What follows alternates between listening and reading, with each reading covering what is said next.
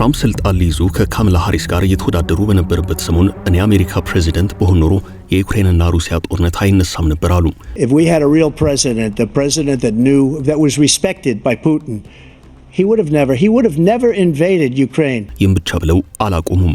እኔ አሜሪካ ፕሬዚደንት ከሆኑ የሩሲያና የዩክሬን ጦርነትን በ24 ሰዓታት ጊዜ ውስጥ አስቆመዋለሁ አሉ። If I were president, and I say this, I will end that war in one day. It'll take 24 hours. ሞከሩ ጦርነቱን ማስቆም ግን ቀላል አልሆነላቸውም። አሜሪካ ለዩክሬን የምትሰጠውን እርዳታ ግን አስቆመዋል። አሁን ጦርነቱን ለማስቆም የነበራቸው ተስፋ በዜሌንስኪና በፑቲን ምክንያት ተጨናግፏል። የብድ ገላጋይ ድንጋይ ያቀብላል እንዲሉ ትራምፕ በቃ ሩሲያና ዩክሬንን ተዋቸው ይዋጣላቸው ብለዋል። እናም እየተዋጣላቸው ነው። ብዙ ጉድ እየተፈጸመ ነው። ሩሲያ ዩክሬንን እያወደመች ነው። በከባድ መሳሪያ በተለያየ ዙር የምትፈጽመው ጥቃት ሩሲያ መሳሪያ ያልቅባትም ወይ ያስባለ ሆኗል። ድንበር ላይ የሰው ልጅ እያለቀ ነው። ሩሲያ 6000 የዩክሬን ወታደሮችን አስክሬን ውሰዱ ብትልም ዜሌንስኪ አላውቃቸውም ብለዋል። የጦርነት አስከፊ መልኩ የበለጠ እየወጣ ይገኛል። በሩሲያ ዩክሬን ጦርነት ምን እየተካሄደ ነው? ዜሌንስኪ ለምን የሞቱ ወታደሮችን አልቀበልም አሉ? ጉዳዩ ህዝባዊ ቁጣ ጭምር ያስነሳባቸው ሆኗል። አብራችሁን ቆዩ። ለቤት ፈላጊዎች ታላቅ የምስራች።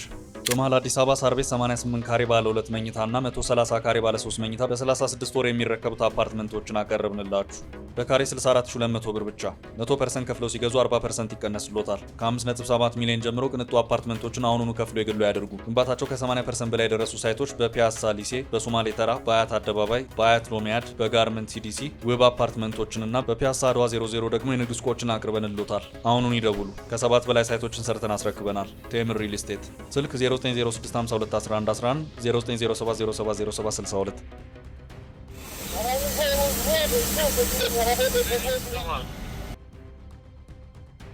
ዩክሬን ከምድርና ከሰማይ የሚምዘገዘጉ የሩሲያ ሚሳኤሎችን ውርጅብኝ በአንጻራዊነት መክታ እስከዛሬ መዝለቅ ብትችልም ጦርነቱ በሺዎች የሚቆጠሩ ዜጎቿን አርግፎባታል። ከተሞቿ ሱናሚ ጎበኛቸው መንደሮች መስለዋል። ዩክሬናውያን በሚሊዮኖች ሲፈናቀሉ የዩክሬን ከተሞችና መሰረተ ልማቶች እንደ ጉድ እየወደሙ ነው። 3 ዓመታትን የተሻገረው የሩሲያና የዩክሬን ጦርነት ከቀን ወደ ቀን እየባሰበት ነው። የጦርነቱ ሰለባ የሆኑ የጤና ተቋማት ብቻ አይደሉም። የመኖሪያ ህንጻዎች፣ እንደ ባቡር ያሉ መጓጓዣዎች፣ ኢንዱስትሪዎች፣ የትምህርት ተቋማት፣ የኃይል ማመንጫዎችና የንግድ ተቋማት ከሰማይና ከባህር በሚምዘገዘጉ የሩሲያ ሚሳኤሎች ታርሰዋል። አሁንም እየታረሱ ነው። ኪየቭ ከሰሞኑ በተፈጸመባት ጥቃት ከባድ ጨለማ ውስጥ ወድቃለች። ብዙም ይቆያል ተብሎ ያልተገመተው የዩክሬን ጦርነት በሺዎች የሚቆጠሩ ሰዎችን ህይወት አጥፍቶ ሚሊዮኖችን አፈናቅሎ ንብረት እያወደመ ነው። ጦርነቱ ከሀገራቸው ያፈናቅላቸው ከ8 ሚሊዮን በላይ ዩክሬናውያን በተለያዩ የአውሮፓ ሀገራት የስደት ህይወት እየገፉ ነው። በጀርመን ብቻ ከ1 ሚሊዮን በላይ የዩክሬን ስደተኞች ይገኛሉ። የዩክሬን ጦርነት ዳፋ ከአውሮፓ አልፎ ለመላው ዓለም ተርፏል። በዓለም ዙሪያ የሸቀጦች አቅርቦትን በማስተጓጎል የምግብና የኃይል አቅርቦት ዋጋ እንዲያሻቅብ አድርጓል። የብዙ ሀገራትን ኢኮኖሚ እያናጋ ይገኛል። ያስከተለው ማህበራዊ ቀውስ ቀላል አይደለም። የጦርነት ማብቂያው የት ነው የሚለው ጥያቄ እስካሁን ምላሽ የለውም። በ24 ሰዓታት አስቆመዋለሁ ብለው የነበሩት ዶናልድ ትራምፕ የራሳቸው ጉዳይ ወደሚል አካሄድ እየገቡ ነው። ይጓጣላቸውና ሲደክማቸው ይተዋሉ፣ ያኔ እንነጋገራለን ብለዋል። በዚህም ጦርነቱ ደመቅ ብሎ እየተካሄደ ነው። በምድርና በሰማይ እንዲሁም በባህር የቀጠለው ጦርነት ውድመቱ አስከፊ ሆኗል። ትራምፕ ለጦርነቱ መቀጠል አሁንም ከሩሲያ ይልቅ ዜሌንስኪንና ሀገራቸው ዩክሬንን ተጠያቂ አድርገዋል። ትራምፕ ለጦርነቱ መቀጠል አሁንም ከሩሲያ ይልቅ ዜሌንስኪንና ሀገራቸው ዩክሬንን ተጠያቂ አድርገዋል። ዩክሬን ፑቲን እንዳሻቸው የቦምብ ድብደባ እንዲፈጽሙ ምክንያት ሰጥታለች ሲሉ ትራምፕ ተናግረዋል። ትራምፕ ዜሌንስኪንና ፑቲንን በክሬዚ ዴይ የሚደባደቡ ሁለት ህፃናትን ይመስላሉና ይዋጣላቸው ተዋቸው ብለዋል። President Trump, who campaigned promising he would end the war in Ukraine on day one, today saying, quote, sometimes you're better off letting them fight for a while. የአሜሪካው ፕሬዚደንት ሩሲያ በዩክሬን ወታደራዊ መሰረተ ልማት ላይ የመልሶ ማጥቃት እንደምትፈጽም ግልጽ ነበር ሲሉ ያሉት ትራምፕ በቅርቡ ዩክሬን በሩሲያ ግዛት በሰው አልባ አውሮፕላኖች የፈጸመችውን ግደሉኝ ብሎ የመጣራት ያክል ነው ብለዋል። የሩሲያ ጦር ለኪየቭ የሽብር ጥቃቶች በዩክሬን ወታደራዊ መሰረተ ልማቶች ላይ በትናንትናው ዕለት ከፍተኛ ድብደባ ፈጽመዋል። ያለፈው እሁድ ኪየቭ በሩሲያ ክልሎች በሚገኙ አየር ማረፊያዎች ላይ በሰው አልባ አውሮፕላኖች የሽብር ጥቃት እንደፈጸመች የመከላከያ ሚኒስቴር አስታውቋል። ፑቲን በኩርስክና በብራያንስክ ክልሎች ስለተፈጸሙት የሽብር ጥቃቶች ሲናገሩ ኪየቭ በጦር ግንባር ላይ የሚደርስባትን ከፍተኛ ኪሳራ ተከትሎ በሩሲያ ንጹሃን ላይ የሽብር ጥቃት መፈጸም ጀምራለች፣ ዋጋ ትከፍላለች ብለዋል። ምድር ላይ በሚካሄደው ውጊያ ከፍተኛ ሰው እየወደቀ ነው። በዚህ ምክንያት አስክሬን ጭምር ማንሳት አደጋች ሆኗል። በተለይ ዜሌንስኪ የዩክሬን ወታደሮች አስክሬን ከጦር ሜዳ እንዳይነሳ ማዘዛቸው አነጋጋሪ ሆኗል። የዜሌንስኪ ትዕዛዝ በዩክሬን ውስጥ የህዝብ ቁጣ ሊቀሰቅስና በመንግስታቸው የሲቪል አመጽ ሊያስነሳ ይችላል ተብሏል። በሩሲያና ዩክሬን መካከል በተካሄደው የሁለተኛው ዙር ውይይት ወቅት የሩሲያ ሉካን ቡድን መሪ ሜድንስኪ ሞስኮ አስክሬኖችን ለማንሳት በተወሰኑ የጦር ግንባሮች ለ2 ወይም ለ3 ቀናት የተኩስ አቁም ስምምነት እንዲደረግ ሐሳብ አቅርባለች ብለዋል። ሆኖም ዜሌንስኪ ይህን ሐሳብ ውድቅ አድርገዋል። ቢሆንም ሩሲያ ከ6000 በላይ አስክሬኖችን አርብ ወደ ዩክሬን ማዛወር እንደጀመረችና የቆሰሉ በጠና የታመሙና የጦር እስረኞች ልውውጥ እንደተደረገ የሩሲያ ፕሬዝዳንት ረዳት ቭላዲሚር ሜድንስኪ ተናግረዋል። ዩክሬን አስክሬን መቀበልንም ሆነ የጦር እስረኞች ልውውጥን አልቀበልም ማለቱ አስገርሟል። የውሳኔም ዜሌንስኪን ትዝብት ላይ የጣለ ሲሆን በሰራዊታቸው ላይ ጭምር ቁጣ እንዲፈጠር አድርጓል። የሩሲያ መከላከያ ሚኒስቴር የግንኙነት ቡድን በዩክሬን ድንበር ቢደርስም የዩክሬን ድርድር ቡድን ወደ ልውውጥ ስፍራው አላመራም። እስካሁን ድረስ ዩክሬን አስክሬኖችን በሕይወት ያሉ ምርኮኞችን ጭምር ለመቀበል አልፈለገችም። ቢሆንም ሩሲያ ገፍታ በመሄድ ልውውጡን ለመጀመር የመጀመሪያዎቹን 640 የጦር እስረኞች ዝርዝር የቆሰሉ በጠና የታመሙና ወጣቶች በሚሉ ምድቦች ለዩክሬን አስረክባለች። የመጀመሪያው ዙር 1212 የዩክሬን ወታደሮች በማቀዝቀዣ መኪናዎች ወደ ልውውጥ አካባቢ ደርሰዋል። አስክሬናቸው ማለት ነው። ቀሪዎቹ በመንገድ ላይ ነው። ሩሲያ ኪየቭ የ6000 የዩክሬን ወታደሮችና መኮንኖች አስክሬን እንድትቀበላት ጠይቃለች። ሆኖም የዜሌንስኪ ምላሽ አዎንታዊ አልሆነም። የሩሲያ ዩክሬን ጦርነት በብዙ ሺህ የሚቆጠሩትን ሰዎች ሕይወት እየቀጠፈና በሚሊዮንም ያህሉትን እያፈናቀለ እያሰደደ ነው።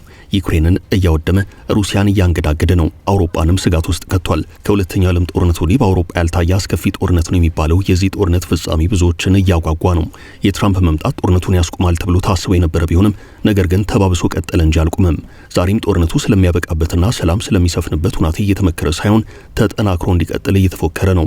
ሩሲያ ከ3 ዓመታት በፊት በዩክሬን አሉ የምትላቸውን የጸረ ሞስኮ ኃይላት ለማጽዳት በሚል የጀመረችው ልዩ ዘመቻ 50 የሚያህሉ የኔቶና ሌሎች ሀገራት በቀጥታም ባይሆን የገንዘብና ወታደራዊ እርዳታ በማድረግ ከዩክሬን ጎን እንዲሰለፉ አድርጓቸዋል።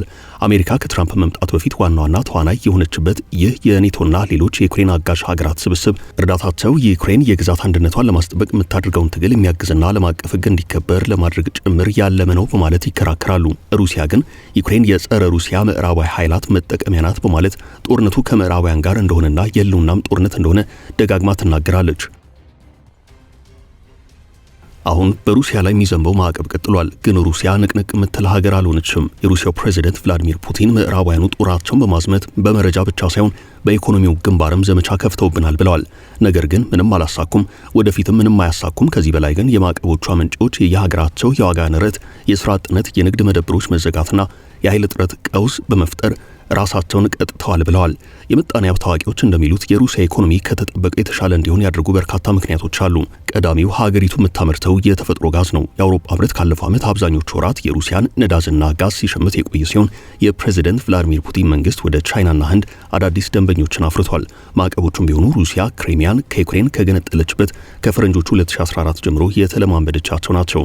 ሩሲያ ከህንድና ከቻይና ጋር ያላትን የንግድ ልውውጥ ማጠናከሯ ማዕቀቦቹን ለመቋቋም ሁነኛ መንገድ አበጅቷል። በዚህ ሁሉ መሃል ግን አንዲት ሀገር ዳግም እንዳትነሳ ሆና እየወደመች ነው። እርሷም የዳቦ ቅርጫት የነበረችው ዩክሬን ናት። ዛሬም ሞስኮ ሚኒስኮችም ይፎክራሉ። የዛቻ ቀረርቶ ፉከራው ንረት ዓለምን ለምግብ እጥረት አጋልጧል። ዩክሬን በእርግጥ እየወደመች ነው። የዩክሬንን ጦር የሚያሰለጥኑ የሚያስታጥቁ ሩሲያን በተደራራቢ ማዕቀብ የቀጡት ምዕራባውያን መንግስታት ብዙ ያወሩ የለፈለፉት አጸፋ ጥቃት ውጤት አልባነቱን እያዩ የሩሲያ እርምጃ ዓለምን ለምግብ እጥረት ማጋለጡን እያወቁ በሺዎች የሚቆጠሩ የዩክሬን ዜጎች እየረገፉ ሚሊዮኖች እየተሰደዱ የአገሪቱ ከተማ መንደሮች ተራ በተራ እየወደሙ ወደ ትቢያነት እየተቀየሩ የዲፕሎማሲ መፍትሄን እንደ አማራጭ ለመቀበል አልፈቀዱም። ውጊያውን በዲፕሎማሲ ለማስቆም ትራምፕ፣ ቱርኮች፣ ቻይኖች፣ ብራዚሎች፣ አፍሪካውያን በተደጋጋሚ የሞከሩት ሽምገላ በኪየቭና በአሳዳሪዎቻቸው እንቢተኝነት ውድቅ ሆኗል። ያም ሆኖ የድርድር ሙከራዎች በቱርክ ኢስታንቡል ቀጥለዋል። ግን ምንም ፍሬ የላቸውም። ትራምፕ ይዋጣላቸው ብለዋል። ሲደክማቸው ጦርነቱ ሲሰለቻቸው ቁጭ ብለው ይደራደራሉ።